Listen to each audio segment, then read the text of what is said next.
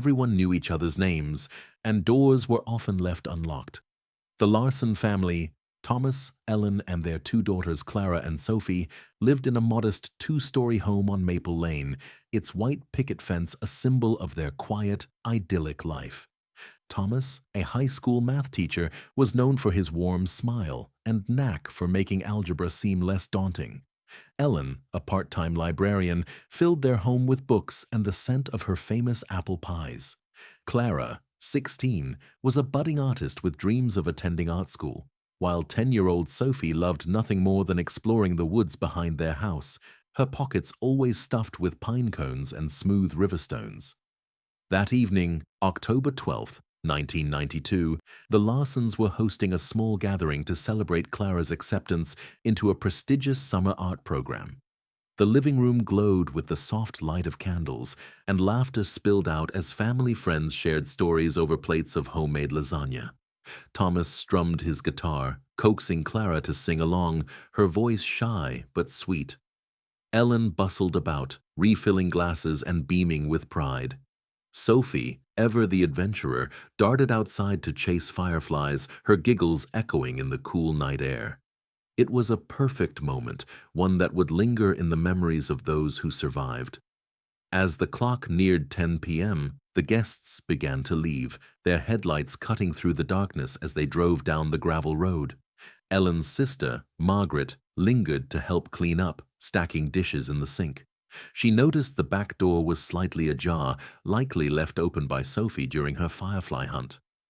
"You should lock this," Margaret called to Ellen, who nodded absently, wiping down the counter. It was a small oversight, one that would haunt Margaret for decades.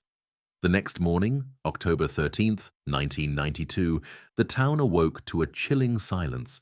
Thomas and Ellen hadn't shown up for work, and Clara and Sophie were absent from school. Concerned, their neighbor, Mr. Hargrove, a retired mechanic, knocked on the Larsons' door. No answer.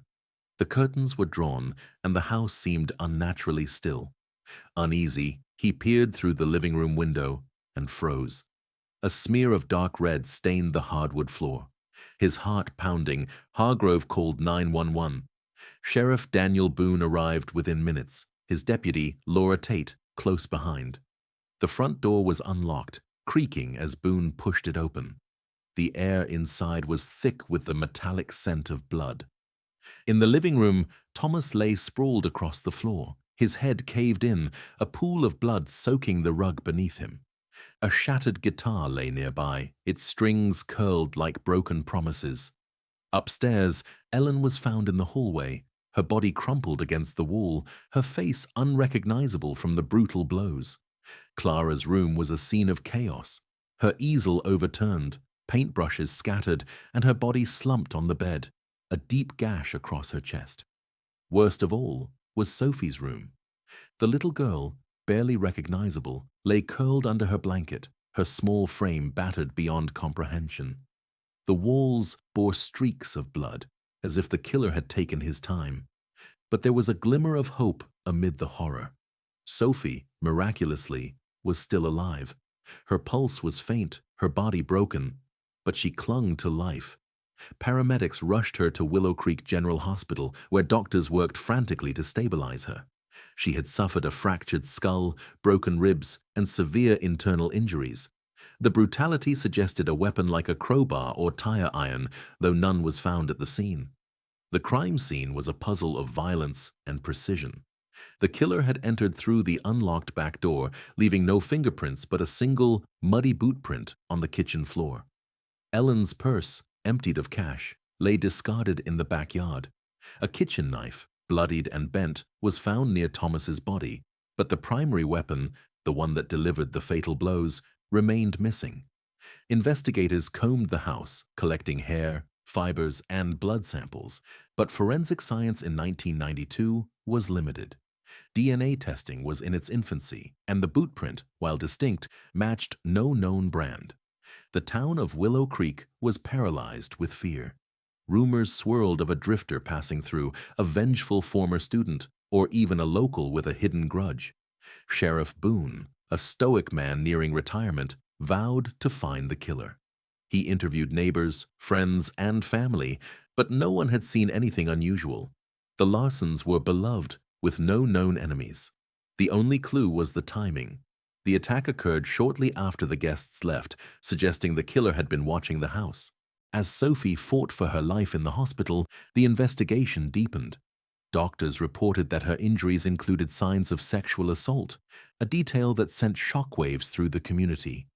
Margaret, Ellen's sister, kept a constant vigil by Sophie's bedside, whispering prayers and holding her niece's hand. Sophie's survival was a miracle, but her recovery was uncertain. She slipped in and out of consciousness, unable to speak, her eyes haunted by what she had endured. Days turned into weeks, and the case grew colder. The FBI was called in, and a profiler suggested the killer was a local, likely in his 20s or 30s, with a history of petty crimes. The use of a blunt weapon and the sexual assault pointed to a predator driven by rage and opportunity. The boot prints suggested he worked in a trade, perhaps construction or logging, common in Willow Creek. Deputies canvassed nearby work sites, but the trail led nowhere. The community, once trusting, became a fortress of locked doors and sleepless nights. In the months that followed, Sophie's condition slowly improved. She underwent multiple surgeries, her small body pieced together like a fragile mosaic. Speech returned in halting whispers, but her memories of that night were fragmented.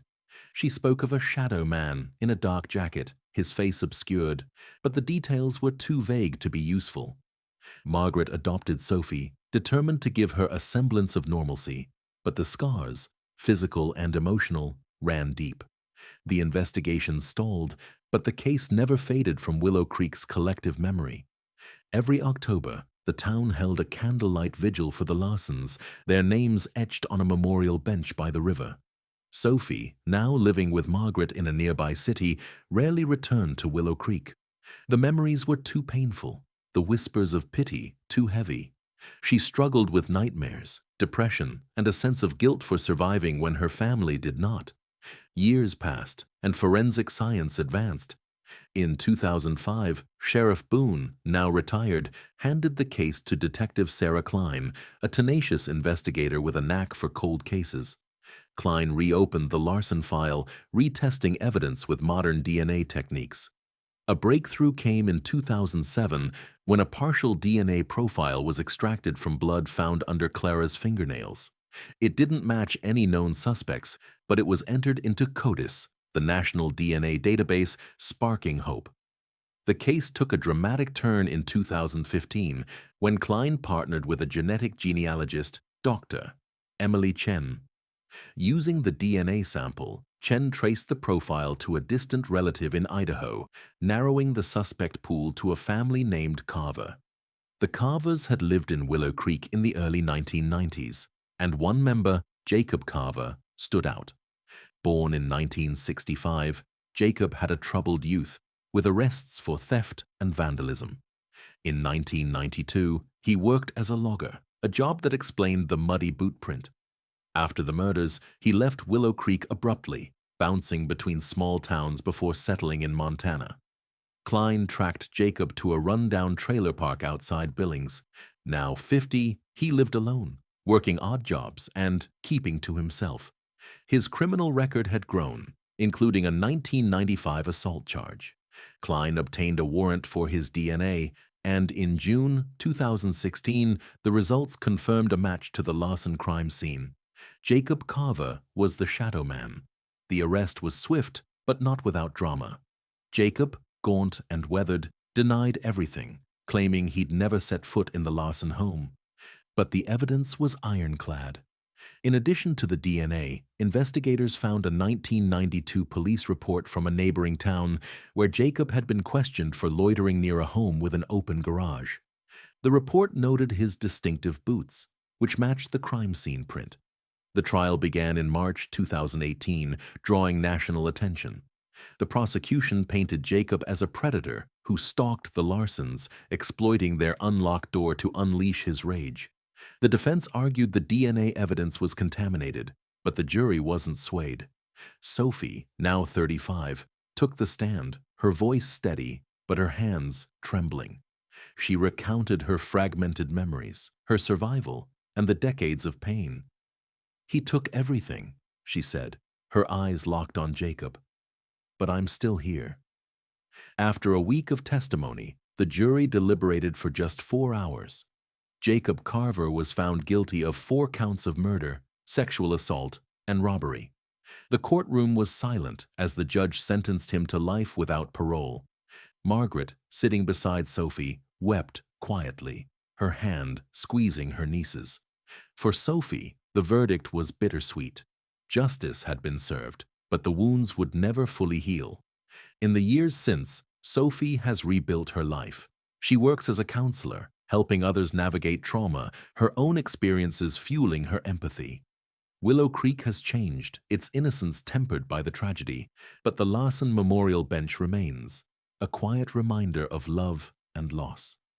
Jacob Carver, now 60,